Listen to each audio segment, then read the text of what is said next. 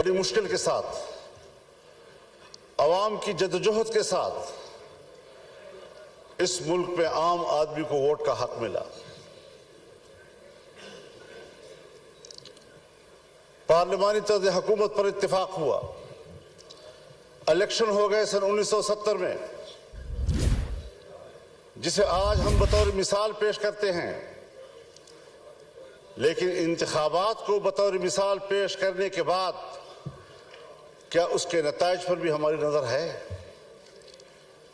جس کے نتیجے میں ملک دو لخت ہو گیا، ہم پارا پارا ہو گئے۔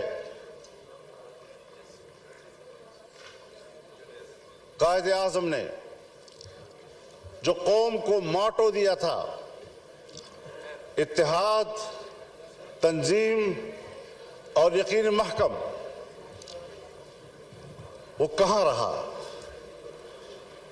قائد اعظم کا پاکستان کہاں ہے آج؟ شاید تاریخ اس کے حقائق سے پردہ اٹھائے گا۔ تاریخ معاف نہیں کرتی کسی کو۔ تھوپا گیا سیاستدانوں پر، اور کردار جنرل آغا یحییٰ خان تھا۔ حکومت کو چلنے ہی نہیں دیا گیا۔ پھر ماشاء اللہ، پھر ہم کچھ سنبھلے تو پھر ماشاء اللہ سوچنا یہ ہے کہ اسٹیبلشمنٹ ہمیں جو نتائج مرتب کر کے دے، جن کو یہاں پر بیٹھنے کے لیے فہرست میں نام شامل کرے، اس پر کب تک آپ سمجھوتے کرتے رہیں گے؟ کب تک ہم یہ سوچتے رہیں گے، بھیک مانگتے رہیں گے ان کے دروازوں پر بیٹھ کر؟ اور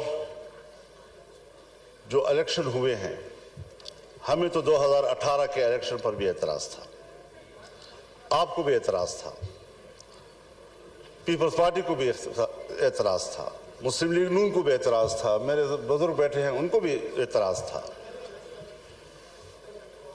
اس وقت تو مینڈیٹ تقریباً وہی ہے، کچھ تھوڑا آگے پیچھے۔ اسی مینڈیٹ کے ساتھ اس وقت دھاندلی کیوں تھی اور اسی مینڈیٹ کے ساتھ آج دھاندلی کیوں نہیں ہے؟ حضرت مجھے شرم آتی ہے، شاید میں کچھ اپنی گفتگو میں ایسی باتیں کہوں جو آپ سمجھیں گے کہ میں تجاوز کر رہا ہوں، لیکن سیاسی آدمی اسے بات کرنی ہوتی ہے۔ سیاستدان معلومات کی بنیاد پر بات کرتا ہے، پبلک میں بات کرے، پارلیمنٹ میں بات کرے۔ خدا کرے یہ خبر غلط ہو، لیکن ہماری معلومات یہ ہیں کہ اس بار تو باقاعدہ اسمبلیاں بیچی گئی ہیں اور اسمبلیاں خریدی گئی ہیں۔ کون ان اسمبلیوں کو اور ان ایوانوں کو عوام کا نمائندہ پارلیمنٹ کہے گا؟ کس طرح ہمارا ضمیر مطمئن ہے یہاں پر بیٹھنے میں؟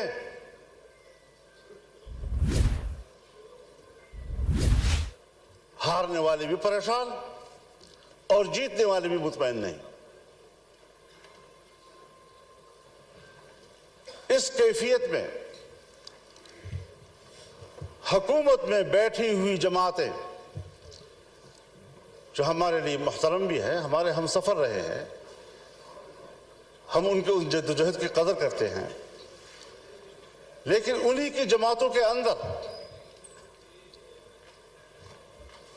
ان کے سینئر لوگ مجبور ہیں کہ وہ اپنی ہی مینڈیٹ کو مسترد کر رہے ہیں، اس پر اعتراضات اٹھا رہے ہیں۔ صرف اپوزیشن کی بات نہیں ہے، ہم دیکھ بھی رہے ہیں، ہم سن بھی رہے ہیں۔ تو جمہوریت آج کہاں کھڑی ہے؟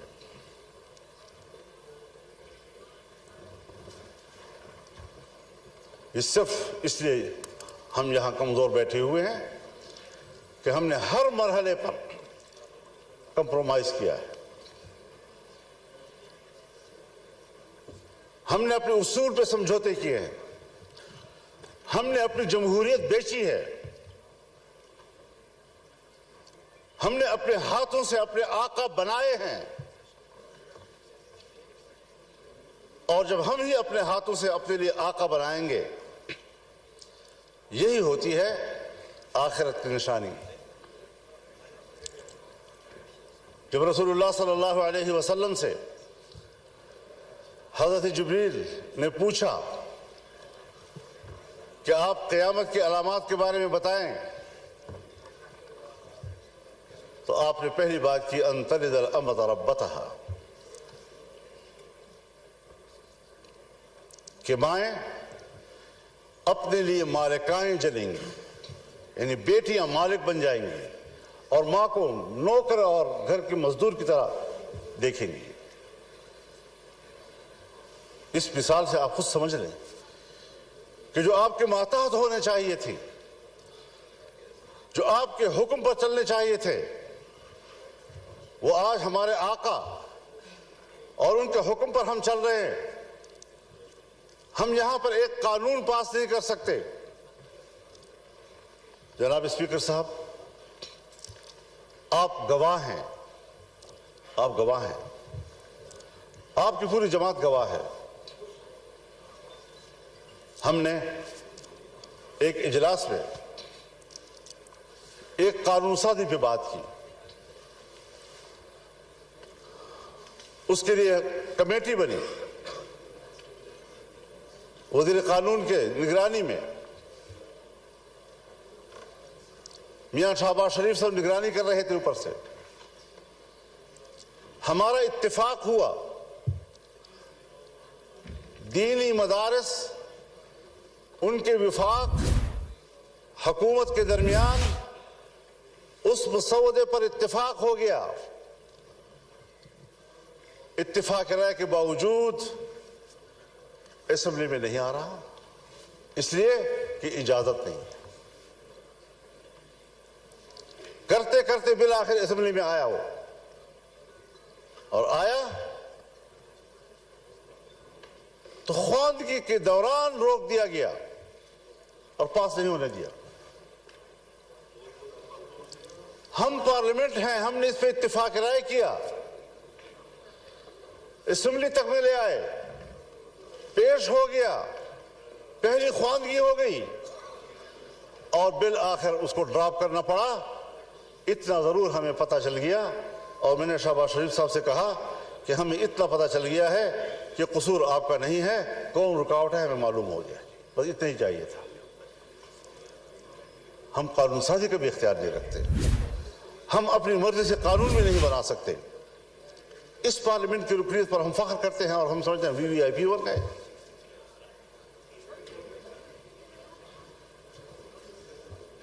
آج ذرا موازنہ تو کیجیے جناب اسپیکر، ہندوستان اور ہم ایک ہی دن میں آزاد ہوئے۔ 15 اگست 1947 کو صبح 8 بجے دلی میں لارڈ ماؤنٹ بیٹن نے انڈیا کے گورنر جنرل کا حلف اٹھایا، اور کراچی میں قائد اعظم محمد علی جناح نے حلف اٹھایا۔ ایک ہی دن ہم آزاد ہوئے۔ آج وہ دنیا کی سپر طاقت بننے کے خواب دیکھ رہا ہے، اور ہم دیوالیہ پن سے بچنے کے لیے بھیک مانگ رہے ہیں کہ ڈیفالٹ نہ ہو جائیں ہم لوگ۔ یہ کس کے ہاتھوں، کون ذمہ دار ہے اس کا؟ گھومتے پھرتے پھر آئے گی بات سیاستدان ذمہ دار ہے، حکومت ناکام ہے۔ دیوار کے پیچھے جو قوتیں ہمیں کنٹرول کرتی ہیں، جن کے باغ ڈور ہمارے ان کے ہاتھ میں ہیں، فیصلے تو وہ کریں اور منہ ہمارا کالا کریں، عوام ہمیں گالیاں دے، ذمہ دار ہمیں ٹھہرائیں۔ یہ کون سی سیاست ہے؟ ہم کہاں اس ملک کو لے آئے ہیں کہ آج آپ کا ایک ایک بچہ 25 کروڑ آبادی کا وہ 2 اور 3 لاکھ تک کا مقروض ہو چکا ہے۔ خوش ہوتے ہیں IMF نے نیا قسط جاری کر دیا، نیا قسط 1 لاکھ 1.5 لاکھ کا کروڑ 1 ارب 1.5 ارب کا ہوتا ہے، لیکن آپ کو قرضے کتنے دینے ہیں؟ اپنی پیداوار کدھر ہے ہماری؟ اپنی صلاحیت کدھر ہے ہماری؟ ہم نے ملک کو جمود کا شکار بنا دیا ہے، اور قومیں جب جمود کا شکار ہوتی ہیں تو پھر وہ گرتی ہیں، وہ ترقی نہیں کر سکتی۔ پھر ذرا حساب لگائیں، جس ہندو کو ہم سارے القاب دیتے ہیں، سارے برے القاب ان کے، سارے اچھے القاب ہمارے، لیکن نتیجے کے لحاظ سے کارکردگی کی بنیاد پر ذرا اس کا بھی تجزیہ کر لیں، اپنا بھی تجزیہ کر لیں۔ گھر میں بیٹھے ہوئے ہیں ہم لوگ، ہم آپس میں بات کر رہے ہیں، کیوں ایک دوسرے سے بات چھپا رہے ہیں؟ یہ ساری وہ چیزیں ہیں۔ ہم نے ملک حاصل کیا اسلام کے نام پر۔ آج پاکستان دنیا میں ایک سیکولر سٹیٹ کا روپ دھار چکا ہے۔ کہاں ہے لا الہ الا اللہ؟ 1973 میں ہمارا آئین بنا، 1973 میں اسلامی نظریاتی کونسل بنے، 1973 سے آج تک تمام قوانین کا جائزہ لیا گیا۔ اگر کوئی خلاف اسلام قانون موجود ہے تو قرآن و سنت کے مطابق قانون کی سفارشی کی گئی، سفارشات کی رپورٹیں ایوان میں آ گئی، لے کر دی گئی۔ کوئی آپ ایک نشاندہی بحیثیت اسپیکر کر سکتے ہیں کہ سن 1973 سے لے کر آج تک اس کونسل کی سفارشات پر اس پارلیمنٹ نے ایک قانون سازی بھی کی؟ ایک۔ اسی لیے کہ جن لوگوں کو ایوان میں لایا جاتا ہے، جن لوگوں سے ایوان بھر دیے جاتے ہیں، ان کو قرآن و سنت سے کوئی دلچسپی نہیں ہے، پاکستان کے نظریے سے کوئی دلچسپی نہیں ہے۔ کیسے آپ دنیا میں شناخت کرائیں گے اپنی کہ ہم ایک اسلامی مملکت ہیں؟ آپ کا آئین کہتا ہے کہ حاکمیت اللہ رب العالمین کی ہو، اور ہم روئے زمین پر اللہ کی نیابت کرتے ہوئے، عوام کے نمائندے روئے زمین پر اپنے مملکت میں اللہ کی نیابت کرتے ہوئے ان کی تعلیمات کے مطابق قانون سازی کریں گے۔ ہماری انفرادی اجتماعی زندگی قرآن و سنت کے تابع ہوگی۔ یہ میں نہیں کہہ رہا، میرا آئین کہتا ہے، یہ میرا آئین کہتا ہے کہ اسلام پاکستان کا مملکتی مذہب ہوگا۔ یہ میرا آئین کہتا ہے کہ قانون سازی قرآن و سنت کے تابع ہوگی۔ یہ میرا آئین کہتا ہے کہ قرآن و سنت کے منافق کوئی قانون سازی نہیں ہوگی۔ اس پر کوئی عمل درآمد کاغذی حد تک بھی، آپ تو ان اداروں کو بھی پابند کر رہے ہیں، نیست و نابود کرنا چاہتے ہیں جو ادارے آپ کے اس ملک میں کسی طرح دین و مذہب کی علامت ہیں۔ ان کو آپ معاشرے کا مین سٹریم ہی نہیں سمجھتے۔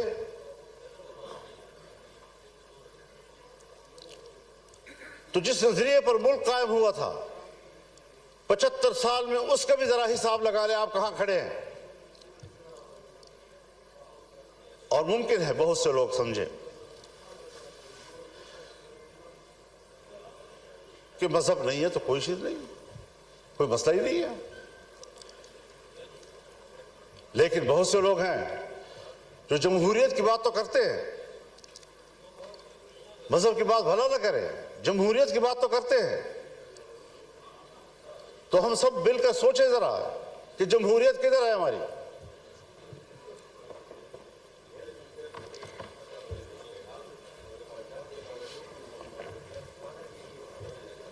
'54-55 سے، سن 1954-55 سے 58 تک نیم مارشل لا، 58 سے لے کر 71 تک مکمل مارشل لا، 77 سے پھر مارشل لا، 99 سے پھر مارشل لا، اور ہم کمپرومائز کرتے رہے۔ یہاں اسی ایوان میں ہم نے قانون سازی کرنا چاہیے، چیختے رہے ہم لوگ کہ صاحب یہ جو کچھ آپ کر رہے ہیں قرآن و سنت کے خلاف ہے، کسی نے نہیں سنی۔ تو جمہوریت کہاں ہے آپ کی؟ الیکشن آپ کے ڈھونگ، اسمبلیوں کی کوئی قدر و قیمت نہیں، اسمبلیوں میں آنے والا اپنے آپ کو معزز سمجھتا ہے، عوام کا نمائندہ ہے۔ آپ کے کاغذات میں اس کا جو پروٹوکول ہے وہ VVIP کا ہے، اس کے براعات ہوتے ہیں، لیکن کیا ہمارا ضمیر بھی مطمئن ہے اس بات پر؟ واستفت نفسک، اپنے ضمیر سے پوچھ لو پہلے، کیا واقعی ہم مطمئن ہیں ان نتائج سے؟ اور جناب اساتذہ صاحب، کیا واقعی آپ لاہور کے نتائج سے مطمئن ہیں؟ اللہ آپ کو مطمئن رکھے گی، اللہ آپ کو مطمئن رکھے، لیکن ہر چند کے ہے نہیں ہے۔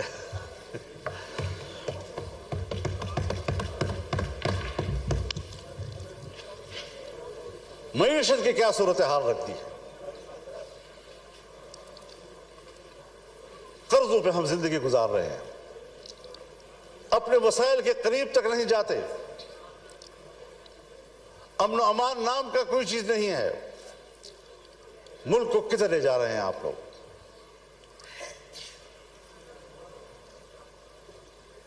آپ آئیں ذرا لاہور سے ذرا سفر کریں اور آئیں ذرا، میں آپ کو دعوت دینا چاہوں گا ڈیرہ اسماعیل خان میں، ٹانک میں، وزیرستان میں، لکی مروت میں، باجوڑ میں۔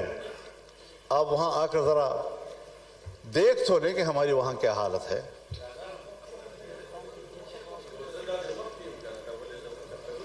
ہمیں تو الیکشن میں نکلنے نہیں دیا گیا۔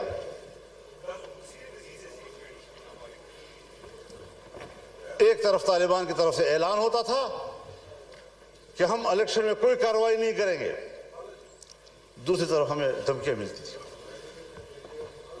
پھر ادھر سے ہمیں چٹھیاں ملتی تھی کہ آپ تھریٹ لیٹر آ جاتے تھے کہ آپ لے جائیں، پبلک سے رابطہ ہی نہیں کرنے دے رہے تھے۔ اور جو ہی الیکشن گزرا سارے تھریٹ لیٹر ختم ہو گئے، خیر خیریت ہو گئی۔ اب نہ وہاں ہمیں کوئی قتل کرنے والا ہے، نہ کوئی دہشت گرد ہے، نہ کچھ ہے۔ لیکن یہ بات جو ہمارے ان علاقوں سے متعلق لوگ ہیں یا بلوچستان سے متعلق لوگ ہیں، چاہے وہ پشتون بیلٹ ہے یا بلوچ بیلٹ ہے، وہاں پر کنٹرول ریاست کا نہیں ہے۔ اور میں بڑے ادب سے کہوں گا، مجھے یہ لفظ نہیں کہنا چاہیے، لیکن حقائق کو سامنے لاتے ہوئے کہنا پڑ رہا ہے کہ پاکستان اس وقت ایک غیر محفوظ ریاست ہے۔ جب ریاست غیر محفوظ ہوگی تو ذمہ دار کون ہوگا؟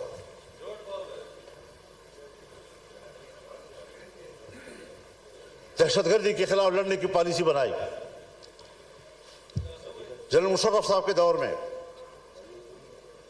جو امریکہ نے کہا وہ ہم پہ مسلط کر دیا گیا، اور آج تک اس پالیسی میں کوئی فرق نہیں آ رہا۔ آپریشنز ہوئے، طالبان کا خاتمہ کر دیا، دہشت گرد ختم ہو گئے، آج اس سے کئی گنا طاقتور بن کر کیسے آ گئے.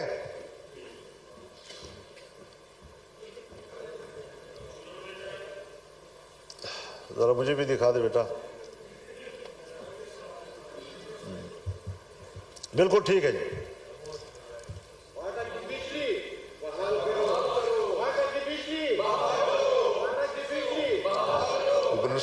جی مولانا صاحب, جی مولانا صاحب, بس بولی دا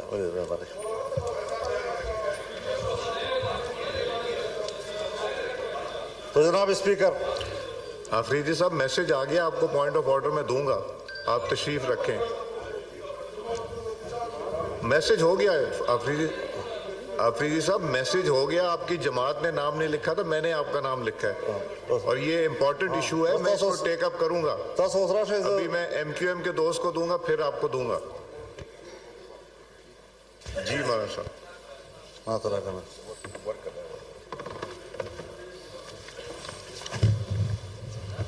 یہ جو بات یہاں کی جا رہی ہے جناب اسپیکر, یہ میرے پوائنٹس میں لکھی ہوئی ہے, اور آج بھی مولانا مصباح الدین صاحب میرے پاس تشریف لائے. اس سے پہلے وفود آئے, ہمیں ملتے رہتے ہیں. یقین جانیے ان کی زندگی جانوروں سے بھی بدتر گزر رہی ہے. نہ زندگی محفوظ ہے, نہ ان کو روزگار مل رہا ہے, بجلی بھی نہیں ہے. کیسے وہ زندگی گزار رہے ہیں آپ اندازہ نہیں لگا سکتے ان کا. حضرت میرے بھی موقع دینا چاہیے. جی مولانا مصباح الدین صاحب کو پھر آپ موقع دیں گے جی. تو صورتحال آج یہ ہے کہ امن و امان کدھر ہے آپ کا جی. مغرب کے بعد آپ کے تھانے بند ہو جاتے ہیں, مغرب کے بعد پولیس چوکیاں بند ہو جاتی ہیں, آپ کی ساری پولیس محفوظ پناہگاہوں میں چلی جاتی ہے,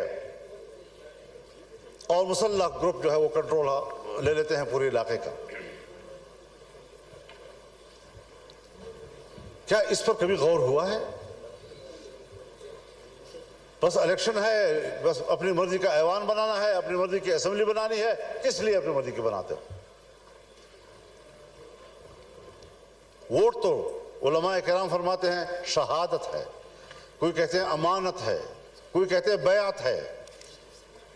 تو یہاں تو نہ شہادت ہے, نہ امانت ہے, نہ بیعت ہے.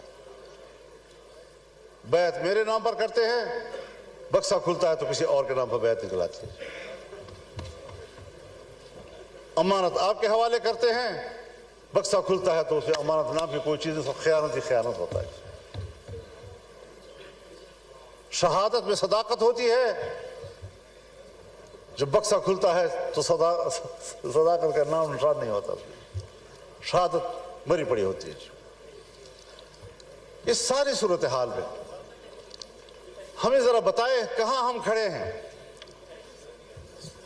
باجوہ صاحب فرمایا کرتے تھے کہ ہم نے باڑ لگا دیا ہے, اور اب کوئی